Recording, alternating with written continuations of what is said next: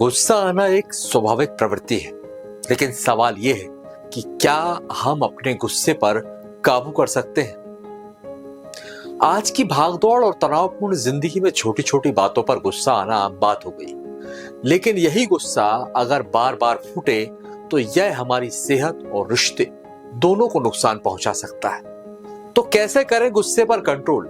इसी सवाल का जवाब जानने की हम कोशिश करेंगे। आजकल ट्रैफिक में फंसना, इंटरनेट स्लो होना या किसी की बात पर आग बबूला हो जाना, यह सब गुस्से का ही नतीजा है। लेकिन यह सिर्फ एक इमोशन नहीं, बल्कि इसके दुष्परिणाम शरीर और दिमाग दोनों को झेलने पड़ते हैं। तो अब हम आपको बतलाते हैं गुस्से के कारण होने वाले नुकसान। हाई ब्लड प्रेशर, हृदय रोग का खतरा, पाचन संबंधी समस्या, रिश्तों में तनाव, पेशेवर जीवन पर असर। तो ये तो हुई गुस्सा करने से होने वाले नुकसान की बात। अब ऐसे में जरूरी है कि गुस्से को दबाया नहीं जाना चाहिए, बल्कि उसे सही तरीके से मैनेज किया जाना चाहिए, जिसे हम कह सकते हैं एंगर मैनेजमेंट, यानी गुस्से को रचनात्मक और पॉजिटिव तरीके से व्यक्त करना है। गुस्से को कंट्रोल करने के तरीके, अपने ट्रिगर्स को पहचानें।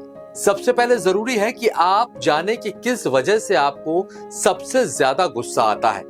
ट्रैफिक, काम का प्रेशर या फिर किसी व्यक्ति पर। गहरी सांस लें। जब भी गुस्सा आए तुरंत रिएक्ट करने के बजाय कुछ पल रुकें और गहरी सांस लें। इससे दिल की धड़कन सामान्य होगी और सोचने का वक्त मिलेगा।